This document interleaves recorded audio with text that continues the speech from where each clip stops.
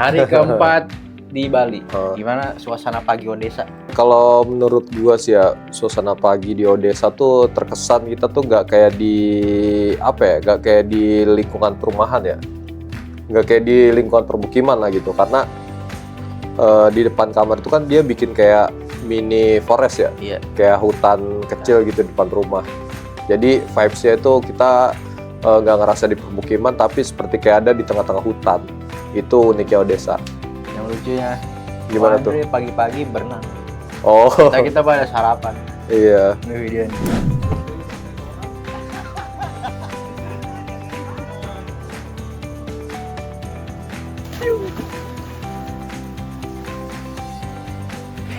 dia tiba-tiba masuk gitu kolam renang. Cuma sebentar doang, habis itu udahan. Capek, habis main biliar semalam. Biasa dia emang kayak gitu, sukanya ngerusuin orang. Kan itu kita padahal lagi take video kan. Iya benar. Iya, dia gitu, rese. Ya. Tapi gue rasa sih di Odesa itu bicara kolam renang yang tadi itu lebih bagus ya daripada penginapan yang sebelumnya. Karena gue ngerasa tuh kalau yang di sebelumnya kan ada kaporitnya tuh masih berasa. Cuman kalau di Odesa itu nggak berasa. Jadi sempat berenang juga dan sempat nge-tag video juga kan pakai Bipro underwater gitu ya. Bagus ya, enak gitu tempatnya. Terus kita move ke Denpasar. Betul. Tapi sebelum ke move seperti biasa sebelum berangkat webbing lagi. ALS. Apa tuh ALS? ALS. Apa tuh ALS? Oh, ini kan bis. Di Selampung. Mister IT. Yoi. Gimana hari ini mau gimana? Gua hilang.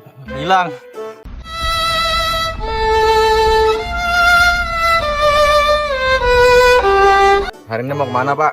Kita ke villa di Ubud lagi. Villa para direksi buat meeting dulu. Udah gitu doang, mau apa lagi? Mobil diapain dulu? Oh iya, jadi sebelum berangkat kita pastinya itu ngiket lagi ya kan. Kita ngiket lagi, kita nge-webbing lagi rookbox kita. Cuma waktu itu kan kasihan si Keket ya. Iya. Dia kehilangan bajunya dia ya. Satu Semuanya. tasnya itu hilang gitu, yang isinya baju-bajunya semua hilang kayak gitu. Kayaknya dia sama Ko Andre paling simpel gitu ya. Bawa satu tote bag doang gitu. Padahal perjalanan 6 hari. Yang paling simpel sih sebenarnya si Keket sih. Iya. Soalnya sebelum berangkat itu gue bilang, Ket lu jangan bawa baju yang banyak-banyak ya, bawa ini aja, secukupnya aja. Ini bawa bener-bener secukupnya. Secukupnya ya. Sekalinya hilang semua. Bener-bener secukupnya. Terus kita lanjut ke Denpasar. Tapi di perjalanan kita masih cerita tentang rafting. Tuh dikit lagi. Panik tuh ya, air udah penuh kan, seperahu penuh. Tinggal tenggelam doang gitu. Dia udah pengen loncat tapi kagak jadi kan. Apaan gua gak pengen loncat? Apaan? Gua ngeliat lo ya Bib ya, kayak pengen loncat udah. Yang kasihan yang nolong kita itu punggungnya kena batu ya, jalannya begini. Yang nolong itu yang Ko Andre kapalnya mau kebalik mau karam. Kan Labib, panik Kasihan banget. Tapi banyak ini ya, banyak banget kata-kata yang disensor. Karena banyak ini ya, banyak kebencian Iya, kebencian ya antara perahu satu dan perahu lainnya. Betul, ya ada yang saling lempar ya kan, ada yang kebolak, ada yang baru mulai kebolak. Iya.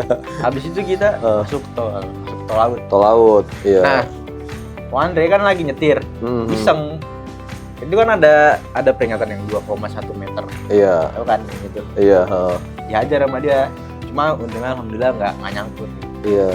Soalnya emang Ko Andre ini orangnya unik ya. Iya. Dia udah tahu ada jalan yang emang udah pasti gitu, udah pasti bener ya kan. Iya. Dia agak sedikit nakal ya, lewat yang tempat kayak gitu.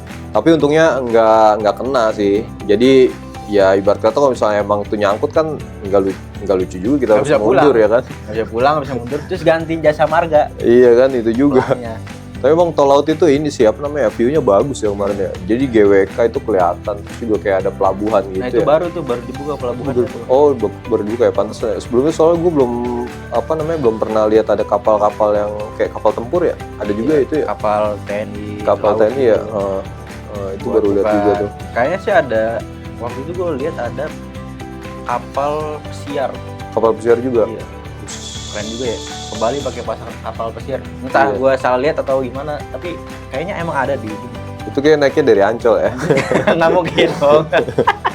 Kapal pesiar naik dari Ancol ya. Terus kita nongkrong di Maji. Ini sebelum nunggu direksi kita rokat-rokat. Pesan apa nih? Ini kacang latte. Gua americano ice nasional. Imaji Kopi. Maji. Imaji Kopi. Sampingnya tuh samping The Keranjang. Keranjang. Di situ kita meeting. Apa yang lu bahas waktu itu meeting? Oh ya, waktu itu di Imaji Coffee tuh gue sempat meeting kecil gitu lah, ngebahas tentang project kita yang di Ubud ya kan. Jadi ngebahas tentang layout, kemudian juga set plan-nya juga dibahas. Jadi di mana nih bos kita ya paling nggak request bahwa kamarnya tuh kalau bisa ditambah jumlahnya kayak gitu supaya nilai jualnya juga jadi lebih bagus. Nah, diskusi-diskusi karena mepet juga sih waktunya sih waktu itu kan harus ketemu sama Krisna ya kan, sama ownernya ya kan. Jadi emang waktu itu terbatas banget sampai ngebahas denahnya aja gitu dan dilanjut nanti di project ngobrolnya. Nama villanya apa? Nama villanya adalah Ubud Forest Villa kayak gitu. Jadi itu project pertama Get Home yang ada di Bali ya, di Ubud khususnya kayak gitu. Nah, kita kan terpisah nih antara direksi dengan staff, karyawan lah, leader. Kenapa yang direksi itu bisa? Mereka ketemu siapa? Oh iya, jadi ini sebenarnya gue juga baru tahu ya, ternyata tuh itu adalah agenda yang sangat tiba-tiba ya kan. Dadakan ya? tiba-tiba Dadakan. Kok ngilang gitu langsung? Betul. Memang namanya mungkin momentum ya, momentum bagus. Kebetulan lagi ada owner dari Krisnanya mungkin, terus jadi langsung merapat ke sana dan itu tempatnya di VIP. Iya. Kan gue kebetulan Sebenarnya biasa aja, gue pernah kesana makan di atas, cuma emang karena ada tamu dibuatnya di salah VIP. Padahal itu buat umum sebenarnya, Krisna yang di bypass. Oh iya. Nah yang nemuin Ko Andre lagi. Nah ini fotonya nih. Ada aja kenalannya ya. ada. Unik gitu orangnya. Betul. Tiba-tiba tempat inilah, tempat itulah. Iya. Terus tiba-tiba ketemu petinggi Krisna lah. Ya emang padahal cuma kita kenalnya kayak biasa gitu ya, tapi tiba-tiba kenalannya tuh langsung yang aja gitu. Betul. Jadi kayaknya kita emang harus ada episode bahas Ko Andre deh. Oh iya gitu ya. Iya. Soalnya orang ini plus sama minusnya tuh hampir balance ya kan. Dia punya kenalan orang yang kelas atas, punya kenalan juga kelas samping ya kan. Kelas samping. Iya, sampingan, kelas sampingan maksudnya. Nah, jadi emang Ko Andre ini ngenalin bapak owner dari Krisnanya itu ketemu sama direksi kita.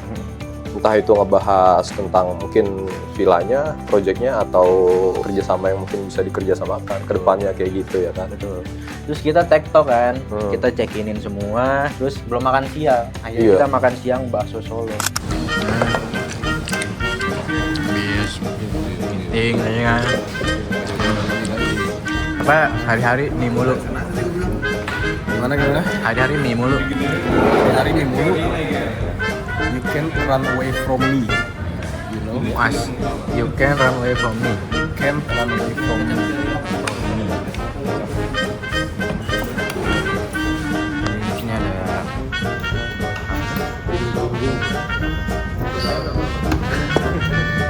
nah ini plus nasi.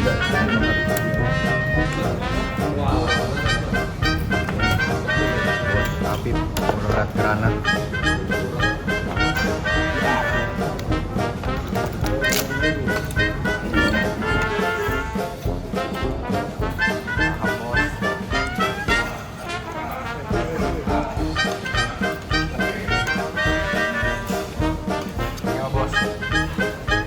Banget. Hah? Banget.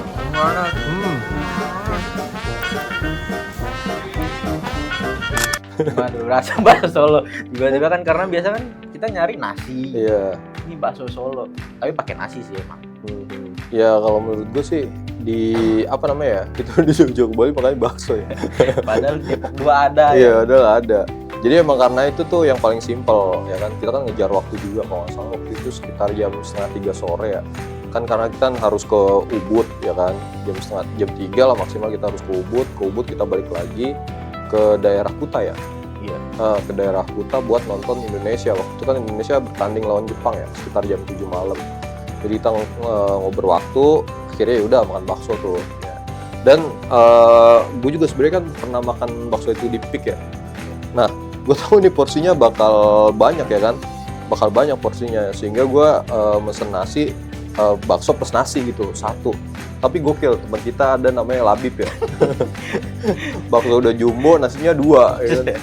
Ditambah ini pisang hijau. Iya, es pisang hijau, gila luar biasa. Gue kira Karena panas ya, kita Betul. belum makan siang, capek lagi kan. dia udah semaput tuh jam 2:30 belum makan siang, jadi makan buset nasi sama itu banyak banget. Nah setelah kita makan kita langsung nih buru-buru OTW proyek.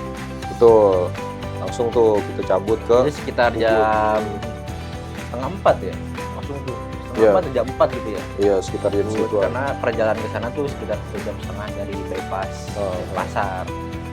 Kita singkat cerita langsung lah dapet tuh gua momen buat di Ubud Forest Villa. Belum gelap, Belum gelap, masih terang. terang, masih oke lah pemandangan.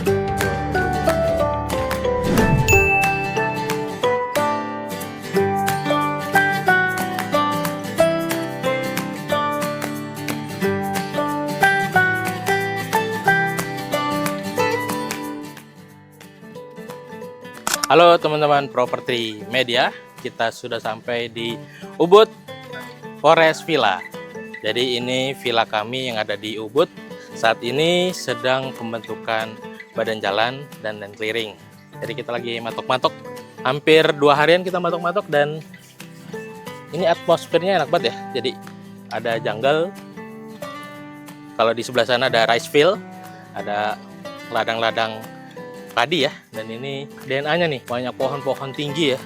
Nanti kita juga kasih tanaman-tanaman yang lux kayak pohon pule, pohon baobab gitu ya, makin ambience jungle-nya tuh dapat. Nah di sini nanti akan dibangun 3 villa yang sangat ikonik. Nanti gambarnya mungkin kita akan spill juga ya. Nah kalau teman-teman lagi nyari villa 3 unit dengan harga 15 miliar, nah ini bisa pesan nih.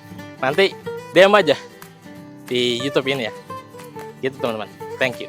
Pertama kita sudah berhasil. Jadi kita pengen buka kelapa ini. Semoga jadi durian runtuh. Nah setelah selesai kita langsung OTW ke apa ini namanya tempat yang nonton bola. tempat nobar kita ya, Nah, YDD tapi- dari kota. Tapi Kuta. kita telat karena kemalaman. Akhirnya kita nonton di mobil. Jadi. Udah 3 kilo. Gol-golnya tuh bagus anjir.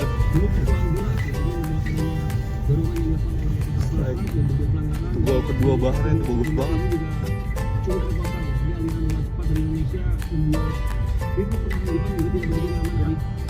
Iya, jadi di kalau nggak salah 10 menit pertama kita nonton di mobil dulu tuh sebelum sampai ke tempat kafenya ya kan. Iya. Karena daerah Kuta kan macet ya. Macet. Nah di sana udah di bookingin sama Dang Isan sama Ahmed. Iya, salah satu mitra kita ya. Mm-mm. Mereka udah booking tempat di sana. Sebelumnya kan agak ragu ya, takutnya tempatnya penuh atau gimana. Jadi kayak kita sempat ragu apakah kita bakal nobar di sana atau ketika kita lewat ada tempat nobar ya udah kita berhenti gitu. Tapi anehnya jarang nobar gitu ya.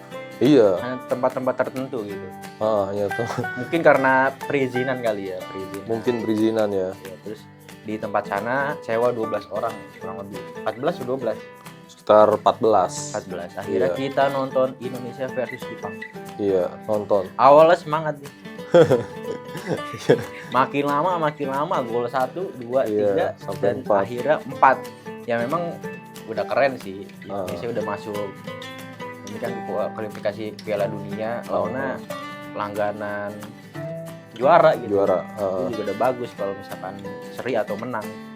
Iya, Kita ini membangun mental nih ceritanya Indonesia ya. betul. Jadi gue juga expect mudah-mudahan aja barangkali bisa menang kan 2-1 ya. Ternyata kalah 4-0. Minimal banget seri ya, cetak 4-0. Tapi nggak apa-apa, walaupun kita kalah tapi kita makan tetap enak ya kan. Tetap Kita enak. dibeliin pizza sama direksi. Ya kan?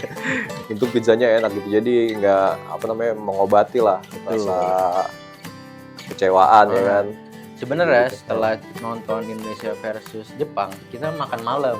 Ada namanya warung Sulawesi. Harusnya Kita udah rame-rame jalan. jalan kaki rame-rame nih.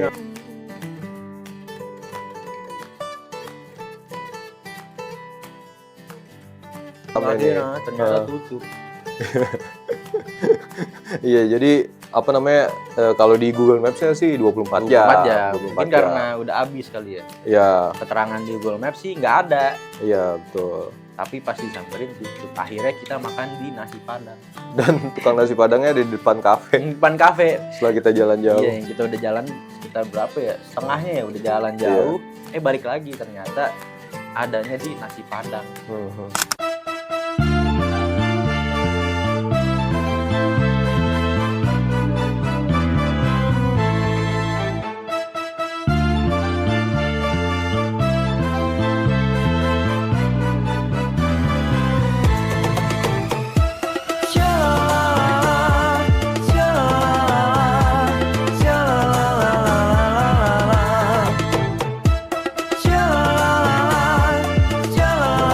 Setelah makan, kita check-in hotel di namanya Kamania. Kamania, ya. Kamania itu berbeda sama yang sebelum-sebelumnya. Kita kalau di Ubud itu kan sifatnya satuan ya, kayak rumah Iya. gitu. Kalau ini udah maksudnya Udah hotel. hotel, ya. Maksudnya hotel. Dia tuh sebuah bangunan kayak gitu ya. Gue lihat sih awalnya kayak biasa aja gitu ya, bangunan gedungnya. Tapi ternyata begitu masuk kamar, dia tuh bagian dari Ibis Hotel ya ternyata. Ibis, iya, Ibis, bekas Ibis ya. ternyata bagian dari Entah Ibis. itu bekas, atau kerjasama. Kerjasama, ya. Jadi masih ada logo Ibisnya. Masih ada. Pas pagi tuh, pas sarapan tuh baru ketahuan, keren nih hotel. Iya. Makannya lengkap banget kan, Dan AC-nya tuh ternyata dingin. AC dingin. Karena AC sentral. Itu juga ada tempat nge-gymnya juga, Iya bener, lengkap jadi lengkap. fasilitasnya. Jadi pas di hari selanjutnya kita ada nge-gym tuh, Iya. bareng ramean dan persiapan menuju ke Semarang. Oke, mungkin episode 5 sampai situ dulu. Nanti kita lanjut di episode 6 menuju ke Semarang. Dan sebelum ke Semarang kita beli oleh-oleh dulu di Krisna. Ya, di Krisna. Jadi di Krisna ada yang beli. Oke, Ya, mungkin episode 5 cukup sekian. Jangan lupa di like, comment, dan subscribe di Property Media. Dah. see you next video.